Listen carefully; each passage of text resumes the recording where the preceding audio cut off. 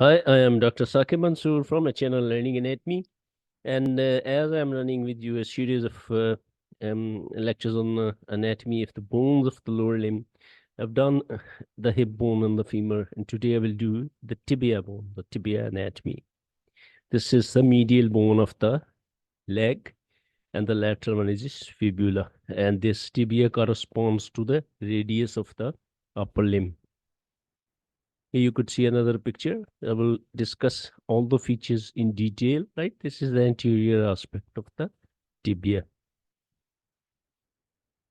Here is the articulated full lower limb, right? It's hip bone. Here is the sacrum. And this is the femur. This is tibia. This is fibula. And this is the foot. So tibia, upper end of the tibia is large, extended by massive lateral and medial condyles. I told you already, you could see already.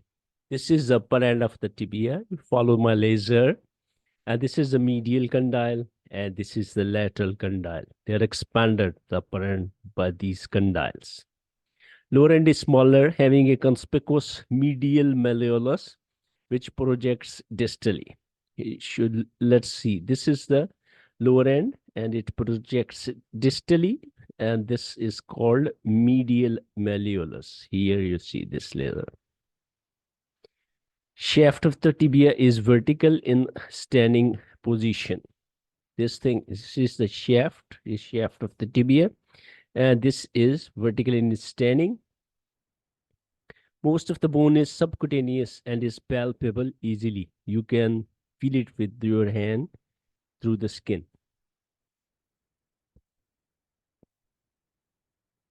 And so these green areas are the subcutaneous areas. This is the patella, not talking about this right now. We're talking about the tibia. This is its medial side, mostly subcutaneous, including this medial malleolus. Here you could see as well, this side as well. This is the medial malleolus. In green, these areas are the subcutaneous. And we'll talk in detail the upper end of the tibia. Upper end has a lateral condyle. I've told you medial condyle, an intercondylar area, and a tuberosity. These four things. Let's see. What does it has? This is the upper end. Just follow the laser. This is the medial condyle. This one is the lateral condyle. And this is the tibial tuberosity, right? And this is the intercondylar eminence with the two projections, lateral intercondylar tubercle and the medial intercondylar tubercle. These areas comprise the upper end of the tibia. Superior articular surface or plateau has a pair of slightly concave condylar articular areas meant for articulation with the menisci and the femoral condyles. Here you could see this is the medial condyle, and this is the lateral condyle. This is a superior view of the tibia. These two are meant for articulation with the relative femoral condyles. Shape of the surface on medial condyle is oval. Here you could see this is the oval shape, and that on the lateral condyle is almost circular.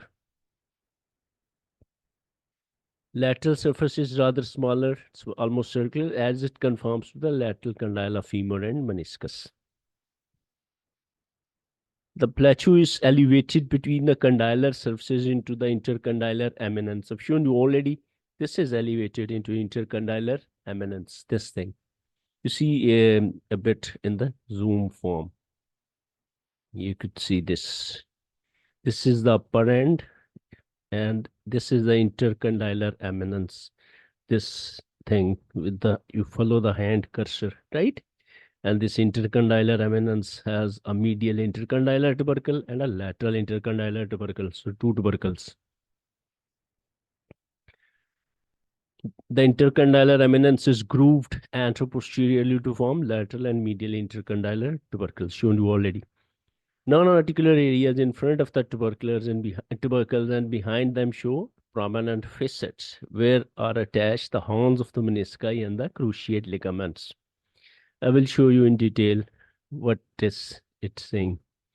This you see This is the upper surface of the tibia, and this is the tibial superior articular surface. This is the superior articular surface, the medial side. This is on the lateral side. Here you could see this is attachment of the posterior cruciate ligaments, and this is the attachment of the anterior cruciate ligament. And here you could see attachment of the horns of the lateral meniscus. And here you could see this and this. These are the attachment of the horns of the medial meniscus. You see all the attachments on the tibial plateau, right? These for the cruciate ligaments, and these for the menisci.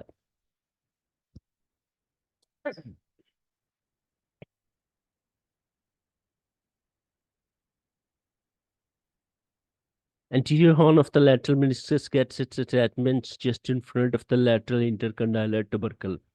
Anterior and medial to this, there is a large smooth area where anterior cruciate ligament is attached. I told you already. Here. Further forward at margin of tibial plateau, there is a round smooth facet for the attachment of anterior horn of the medial meniscus.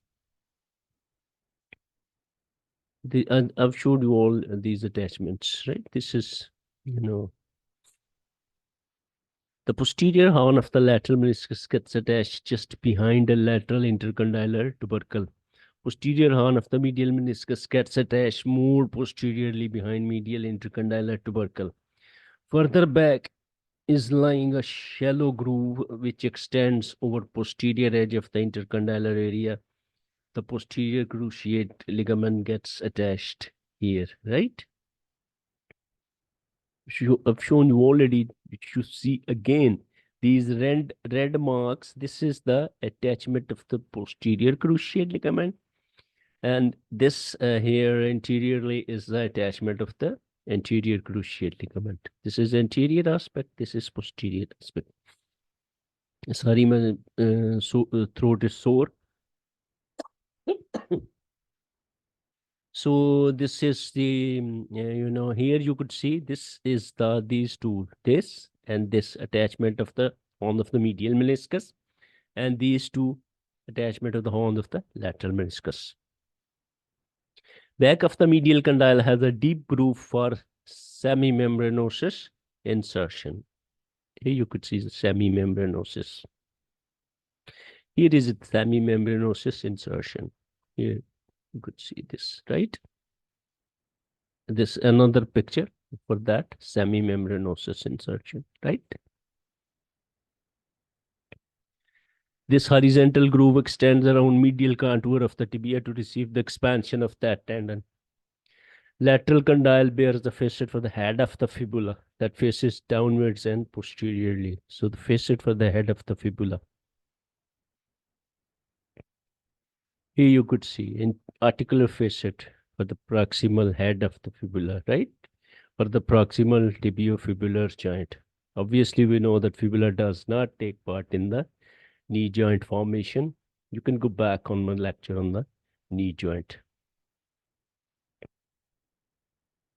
Immediately above this facet, lateral condyle usually shows a groove for the tendon of the popliteus, which plays across the tibia bone here, getting lubricated by the popliteal bursa. So let's see this popliteus tendon.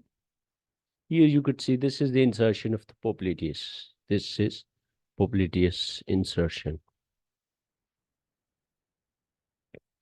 Anterior surface of the lateral condyle possesses a small smooth facet JD's tubercle for the attachment of the iliotibial tract. JD's tubercle, very important, the small tubercle.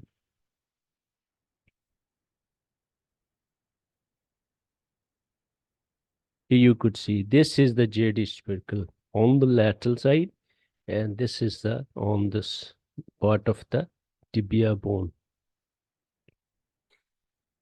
Below it, a ridge slopes down to tuberosity, and a similar ridge extends down for the medial condyle. The capsule and patellar reticula gets attached to these ridges. Tuberosity possesses a smooth oval prominence for quadriceps insertion via the patellar ligament. Yes, you see this is a tuberosity, Yeah, this is the upper part and its lower part. And here is on the lower part. This is the quadriceps femoris muscle via the patellar ligament. Rough triangular area on lower part of the tuberosity is subcutaneous and is covered by the subcutaneous infrapatellar bursa. Here on the lower part is the infrapatellar bursa, which is subcutaneous. Now the shaft of the tibia.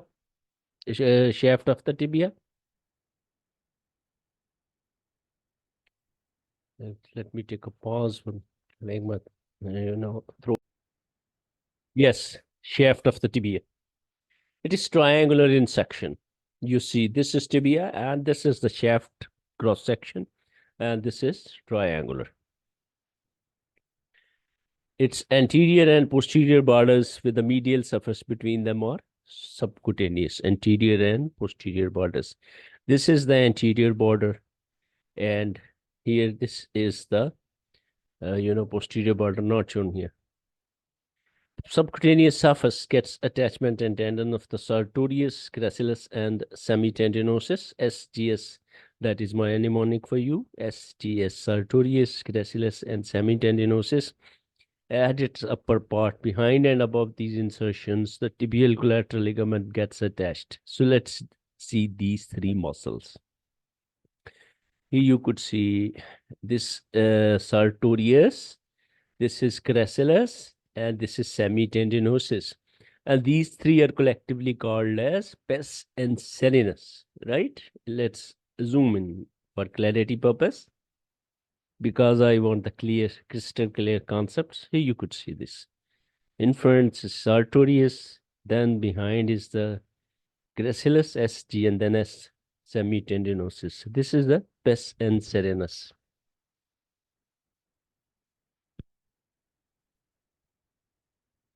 Surface continues at its lower end into medial malleolus. And this is, I told you, this is attachment of the tibial collateral ligament. Besides these three muscles, STS. Here you could see this as well, shown the tibial collateral ligament. And shaft continues. Anterior border is sharp above, where it has a medial convexity behind which tibialis anterior gets attached to the upper 2/3 of extensor or the lateral surface. Tibialis anterior. I will talk about the anterior border, right? So let's see and see. This is the anterior border. See the laser anterior border over here. Yes. This is and follow the insertion of the tibialis anterior. Here you could see this is the tibialis anterior attachment to the anterior border of the tibia. This is tibialis anterior. Here you could see this. Blunt posterior border travels down into the posterior border of the medial malleolus, right? And this is the way with it. And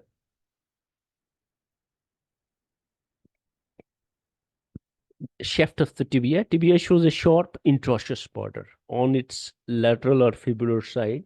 The intraosseous border splits into two near the lower end. So let's see the intraosseous border. Here you could see this is the intraosseous border. Follow the laser with this aesthetic. This is the intraosseous border of the tibia towards the fibular side, the lateral side, and this is also shown here, the fibular side. Also, you see the intraosseous membrane is attached with these two border. Here is the intraosseous border of the fibula facing medially. Intraosseous border provides attachment to the intraosseous membrane whose oblique fibers slope down to fibula. Flexor surface of the shaft is lying behind the intraosseous border. At its upper part, the soleal line travels down obliquely across this flexor surface from just below the tibiofibular joint to posterior border 1/3 of the way down. So let's see the soleal line posteriorly. Here, this is the clear soleal line, the posterior aspect of the tibia. This is the soleal line. Yes, let me enlarge for you. Zoom in. You could see this beautiful picture, the soleal line.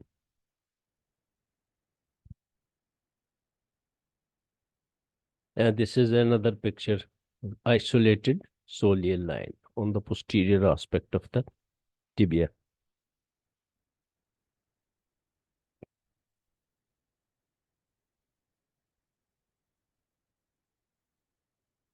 And this was talking about to you the various borders and surfaces, introosseous border I've told you, and the soleus line.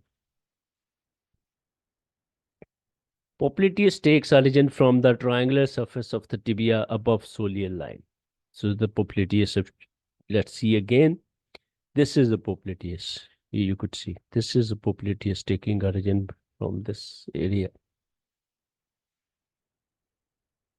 This is above the soleal line, and the soleus takes origin in continuity from the soleal line and middle third of the posterior border. This is soleus, right? This is the origin. This is the insertion of the popliteus above the soleal line, and this is the origin of the soleus from here along the continuity with the soleal line down below. Below the soleal line, flexor surface has a vertical ridge on middle third of the tibia. Tibialis posterior takes origin between this ridge and the introosseous border. It crosses introosseous membrane to take origin also from fibula. So let's see tibialis posterior. So this is tibialis posterior, right? This is here it is. This is tibialis posterior taking origin from that part of the bone. Medial to the ridge between it and posterior border, flexor digitorum longus takes origin. Flexor digitorum longus. This is flexor digitorum longus. I've put asterisk to each of these important structures for you to memorize and identify and spot it easily. It took a lot of time, but anyway, to make the presentation better for your understanding and to get appreciation for my channel and subscriptions. Upper part of the surface gets perforated by a large nutrient foramen that is directed downwards. So the lower end of tibia. So let's talk about it. Obviously, it has a malleolus, and some of the classical anatomy books take its various surfaces, like 5 surfaces, and quite complicated they make it.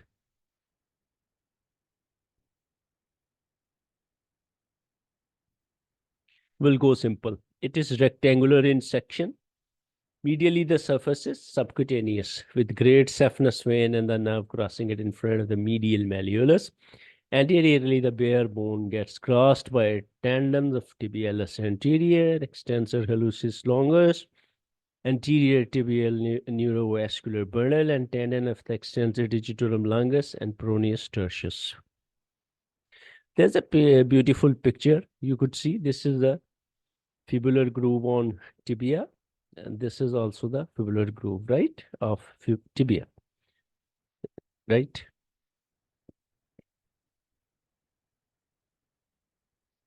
And this is, I wanted to show you this joint, ankle joint. We'll discuss it in a little while. This is the inferior articular surface of the tibia, right? With the talus, upper part of the talus to make the talocrural joint or the ankle joint. Here you could see this. This is the medial, for tibia, this is the part of the talus. This is for the lateral malleolus. This is here the medial malleolus, and this is for the lower part of the lower surface of the tibia, which is this. This is the tibia bone. Here you could see this is fibula.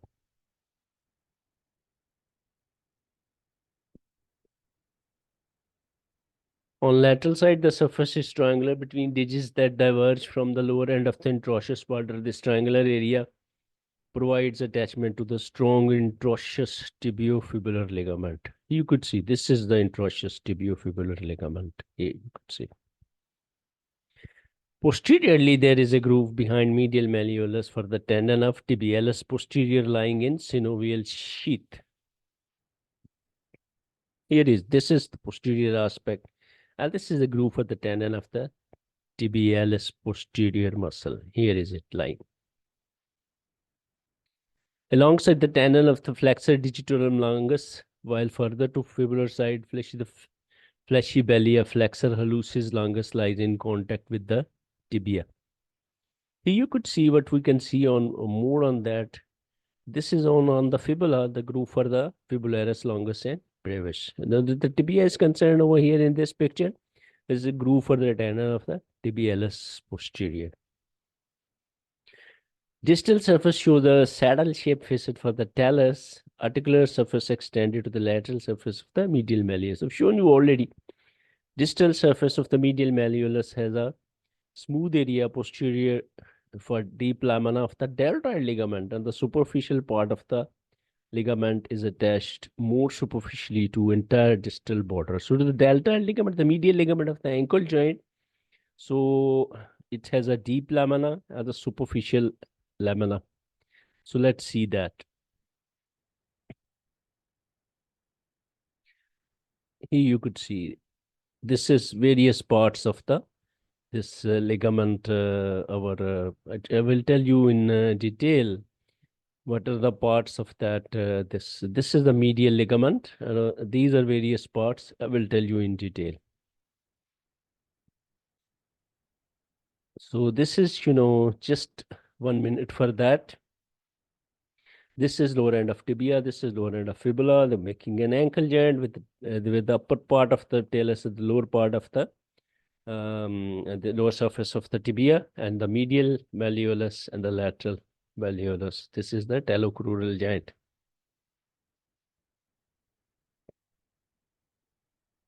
Fascia lata of the thigh gets attached to the ridges running down to the tuberosity along with the patellar reticula.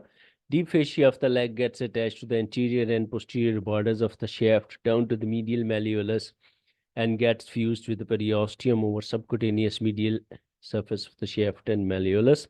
It is thickened at lower end of the extensor compartment as superior extensor retinaculum and from back of the medial malleolus, flexor retinaculum passes to calcaneus. Upper part of the inferior extensor retinaculum gets attached in front of the malleolus. So now I told you I wanted to explain this thing. This is basically a part of the ankle joint. And more interestingly, I want to tell the parts of this ligament. The deltoid, the anterior tibiotellar, the tibionavicular, and the tibiocalcanean parts of that. This is the posterior tibiotellar ligament. You can see that. Okay. I haven't given the detail in this text, but that will be discussed in my coming lecture of the ankle joint and also some detail in the fibula lecture. The next lecture would be on fibula after tibia. Blood supply of the tibia. The nutrient artery supplying the tibia is the largest nutrient artery of the body. Very important, largest nutrient artery of the body. It is a branch of the posterior tibial artery which makes entry to the bone from the posterior aspect. And surgical approach. Front of the shaft is exposed by an incision over tibialis anterior and detachment of the muscle from the tibial bone. Incision is not made over the tibia itself as healing is better over the muscle. So it is given over the muscle. Posteromedial approach is along posterior border of the tibia, detaching soleus and the flexor digitorum longus.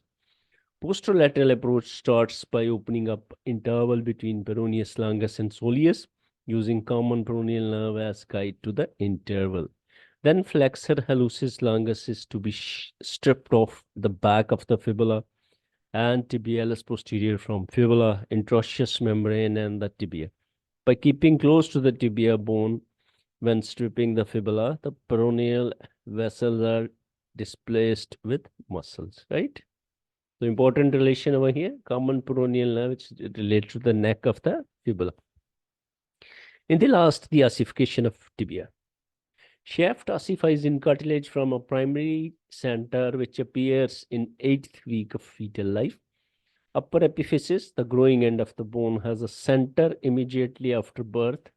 At around 10 years, an anterior process from it descends to constitute the smooth part of the tibial tuberosity, to which the patellar ligament gets attached. Before the epiphysis gets fused with the shaft at about 20 years, traction on this process by the attached ligament can cause pain and tenderness at this place in the young adolescents.